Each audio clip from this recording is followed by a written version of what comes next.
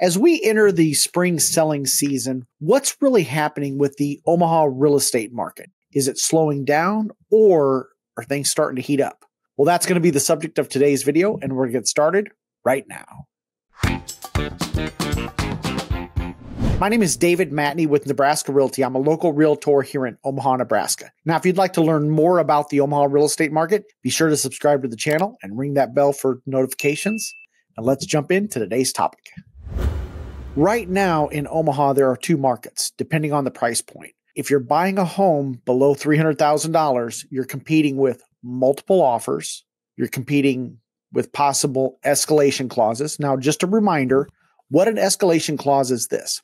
If you write an offer for, let's say, $150,000, but you include an addendum that says, hey, I will beat any offer over $150,000 by $2,000 up to a maximum purchase price of $175,000. Now, last year and the year before, we've seen escalation clauses with no maximum cap on the purchase price. The other thing you're seeing in that $300,000 price point and below is you're starting to see waiving appraisals or an appraisal gap coverage. And just a quick reminder, when you get financing for a home, the lender wants to protect their investment by ordering an appraisal. If you borrow $150,000, the lender wants to make sure that the home is worth $150,000.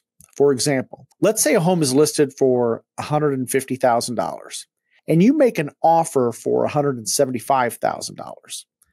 Waiving the appraisal means that if the appraisal comes back with an estimated value of, let's say, $150,000, it means that you'll be willing to bring an additional $25,000 cash to closing to cover the appraisal gap. You're perfectly fine with paying more than what the home is worth. Now, keep in mind, an appraisal is an opinion of value and it's a snapshot in time.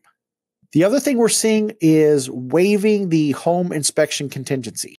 This means you're buying the house as is and you waive the right to conduct any inspections. However, keep in mind the lender may still require a termite inspection for the financing. And then sometimes what you'll see a buyer do is they'll do a home inspection for informational purposes only. What that means is you can do an inspection, but you're not going to ask the seller to make any repairs. However, you do retain the right to walk away if the inspection is unacceptable. Now, if you look at this graph of the month's supply of homes, you'll see that below $300,000, we have less than 1 month's supply of homes on the market. Now, why is this the case? New construction starts around $300,000 and goes up from there.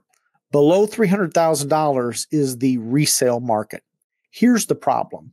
According to Redfin, 89.2% of the homeowners in the state of Nebraska have an interest rate below 5%.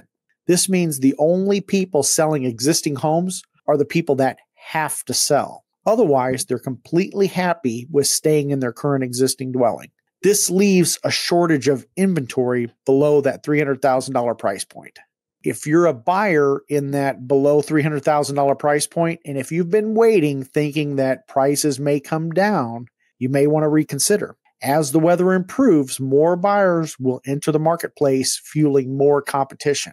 Right now in Douglas and Sarpy County, we have only 153 homes on the active market below $300,000. To put things into context, last year we sold 6,254 homes $300,000 and below. That means on average, we sell about 521 homes per month below $300,000. Last month, we sold 287 homes below $300,000.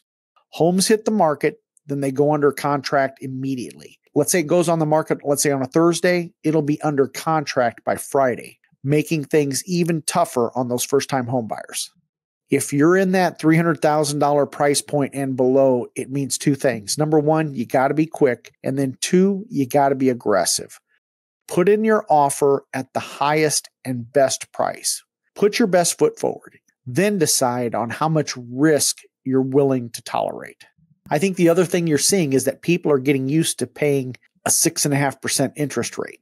and they understand they have two choices: rent or buy. Either way, it's going to cost money, and you're much better in the long run buying rather than renting. If rates do come down, you can refinance. However, if you decide to buy, you want to make sure that your payment is within your budget, you have money saved up, and that your job situation is stable. Again, you want to be patient. It's going to be frustrating. Your home is out there somewhere.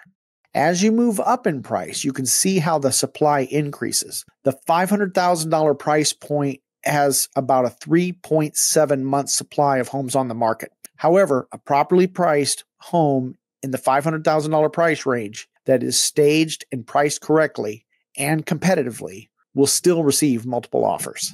This next graph talks about the new listings by price range. Look at the below $100,000 price point. Only 2.2% of new listings were below that price point.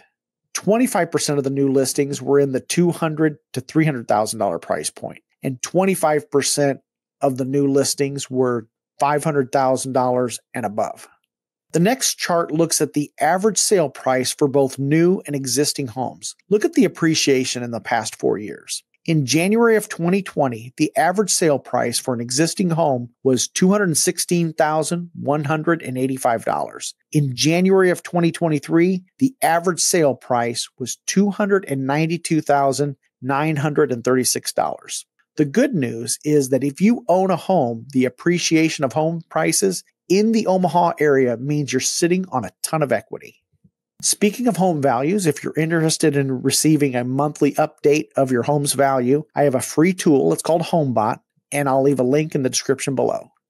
For new construction, the average sale price for a new home in January of 2020 was $341,423. In January of 2023, the average sale price for a new home was $500,364.